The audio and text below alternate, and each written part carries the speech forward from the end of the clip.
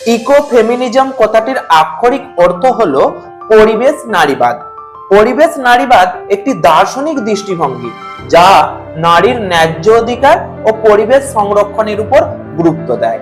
80-র দশক থেকে এটি একটি সামাজিক ও রাজনৈতিক আন্দোলন হিসাবে গড়ে উঠেছে।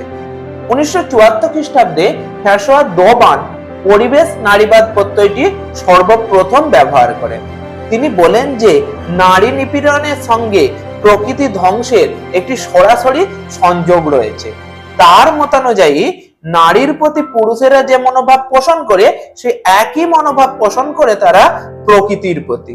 এটাকে আরো ভালো করে বললে এটা বলা যায় যে পিতৃতান্ত্রিক সমাজ নারীকে যেমন ভোগ্যপণ্য হিসাবে দেখে এবং তাদের উপর নির্যাতন করে, কারণ নারীদের শারীরিক ক্ষমতা পুরুষদের তুলনায় কম, ঠিক তেমনি পরিবেশের নিজস্ব কোনো প্রতিরোধ ক্ষমতা না থাকার কারণে এই পিতৃতান্ত্রিক সমাজ পরিবেশের উপর ব্যাপক রকম অত্যাচার ও নির্যাতন চালায়। তবে নারী ও প্রকৃতির মধ্যে একটা অদ্ভুত মিলও আছে। কি সেটা? সেটি হলো দুজনেরই রিপ্রোডাকশন ক্ষমতা আছে। পুরুষতান্ত্রিক সমাজ নারীর রিপ্রোডাকশন ক্ষমতাকে কাজে লাগিয়ে তাদেরকে চার দেয়ালের মধ্যে আটকে রেখেছে, কারণ যাতে নারীরা আদর্শ মা ও আদর্শ স্ত্রী হতে পারে। অন্যদিকে পরিবেশের রিপ্রোডাকশন ক্ষমতাকে শোষণ করে পুরুষতান্ত্রিক সমাজ নিজেদের মুনাফা ক্রমাগত বাড়িয়ে চলেছে।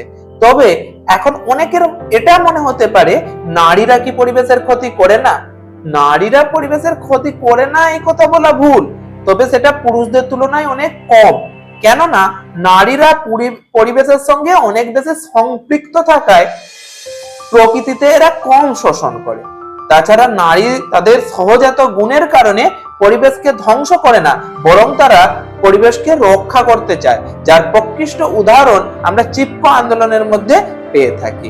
তাই একথা বলা যায় যে নারী ও প্রকৃতি নিপীড়নের জন্য অধিকাংশ ক্ষেত্রেই এই পিতৃতান্ত্রিক সমাজে দায়ী।